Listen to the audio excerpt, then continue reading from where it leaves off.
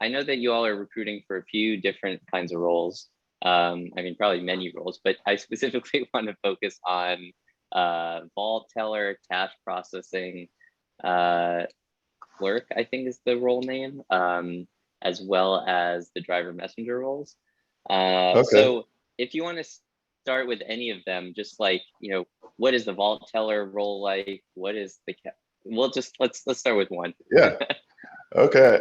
So I'll just start with the positions that I most commonly recruit for, which is the driver Okay, messenger role and okay, the cash teller roles, as well as the cool. vault teller roles. They're not as common as the cash teller role, but I do recruit for vault tellers as well. So the driver messenger role, uh, typically what we're looking for, the ideal candidate would be someone who's like former law enforcement and military, and those are pluses, but you don't have to be former law enforcement or military. Um, it, this position could also be good for someone who's transitioning into a law enforcement role.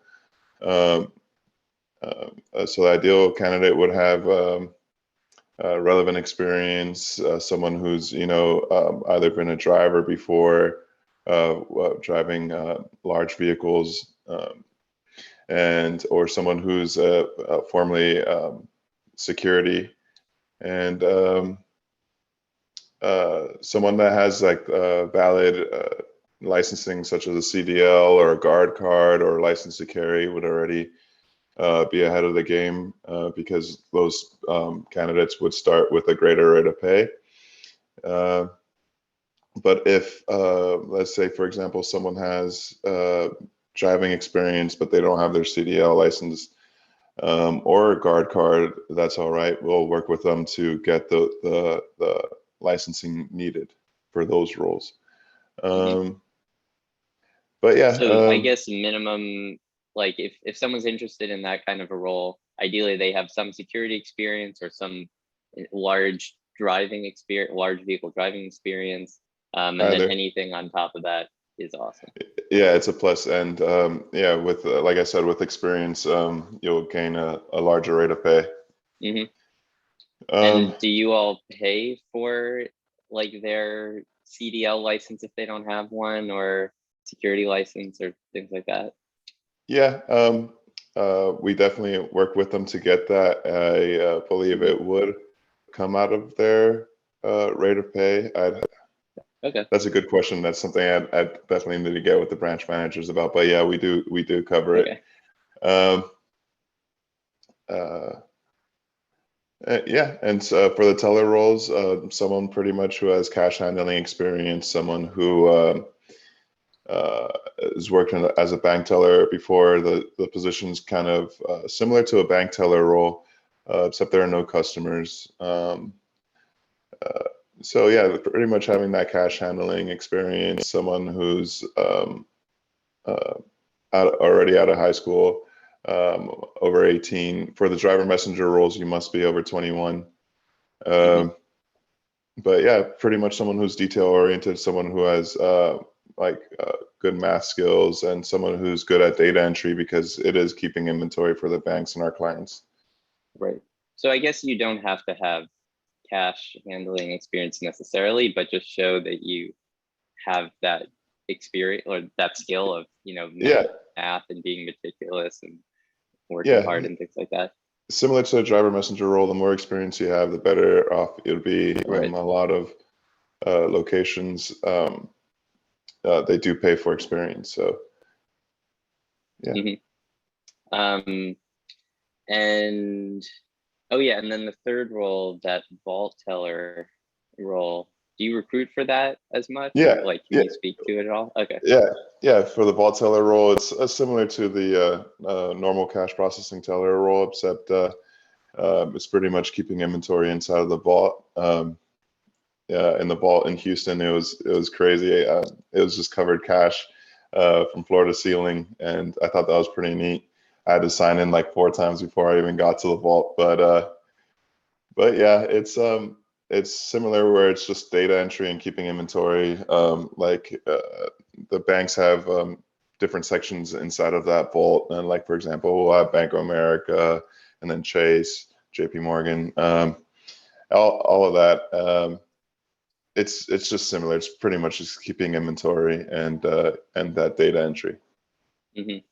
And so for like in terms of hours, are those roles like, I don't know, how many hours do people work? When do they normally work? Okay, so for the teller roles, we do have first and second shifts available. First shift would typically be 7 a.m. to 3 p.m. or 3:30, and then the second shift would be 4 p.m. to midnight. And those are for the teller roles. For the driver messenger roles, the driver or the messenger of the team would come in at let's say 6:30 or 7 a.m. check on their vehicles, make sure that the fluids are all topped off and the tire pressure is good. Make sure that the vehicle's in running order so they don't break down with millions of dollars in their truck. And then yeah, so with the tellers, it's more of a set schedule. With the driver messengers, it's pretty much until the end of their route. For drivers, you're guaranteed the 40 hours a week, typically 45 to 50 hours a week, depending on how long it takes you to do your route. Some days it'll take you 10 hours, some days it'll take you 6 hours to complete that route. And I'm assuming like each of these roles have strong opportunities to grow, whether like you could move laterally to other roles or can you become more senior in those given roles? Yeah, so for the driver messenger role, there's a crew lead, and those crew leads typically make a couple dollars extra, a couple dollars more, and yeah, it's a leadership role for that driver messenger role, and then beyond that, it would be in management for like ops managers but those roles I don't typically recruit for, but sometimes I will get some of those positions to open up. Okay, sounds good. In terms of like I don't know, personality characteristics or characteristics of someone who is successful in these roles, are there certain things that you're looking for on the who they are as a person side? Yeah, so they're going to be dealing with a lot of money, so someone who has a lot of integrity, someone who has a good moral force, someone who's good with security, someone that'll strengthen the trust with our clients, someone who has good integrity, and someone who would help our clients feel safer and more secure, someone who's vigilant, and someone who has a lot of respect for our clients. Those are the biggest traits that we're looking for in a lot of our roles. Awesome. And the one question that I didn't ask is the vault and cash processing roles. Are those full-time as well roles, like 40-hour a week? We have full-time, but we also have part-time available. Okay, cool. So a lot of the part-time positions, we have a lot of students who are in school for business-related or finance-related studies. One thing that I did not ask was on the benefits front. What are the benefits the same for all those roles? Do they differ? What do those look like? They're pretty much standard across the board. We have full medical, dental, vision, life insurance, short-term, long-term disability. Even there's optional ones like accidental insurance, pet insurance. The list goes on. We have our 401k program that matches up to 10%. So let's say you donate $10, $20. I know it'll be either $1 or $2, but if you go anything over $100, it's let's say $100, you'll get $10 back. It's just up to a certain amount. I have the exact thing right now, right It's here. fine. Okay. Company paid match to equal 10% of every percent of your pay if you contribute into the plan up to the first 5% of your contribution. Okay. Yeah. And like the last thing that's just good to know is, you know, when someone's signing up for a job, like there are definitely hard parts of the role, challenges that they're going to face. So, like what can be tough or challenging about these kinds of roles that, you know, a candidate should know up front? So for the teller roles, it's a very fast paced. There's Because you're just dealing with so much money coming in. yeah, you're dealing with money and keeping up with sort of like your goals that you have for those specific teller roles. You have to count certain amounts of or keep inventory for certain amounts of I don't know what they call it, I guess bags of money that come in to process. So yeah, that fast-paced environment and working under pressure because there are cameras everywhere. For example, you have to wear a really long shirt with no pockets. So for that cash, for those teller roles, it's working under pressure and working in a fast-paced environment. For the armed guards, it's more of working Because it's in an like New environment. York City traffic too. Yeah, exactly. Right. New York City traffic, feeling comfortable working with a firearm, Okay.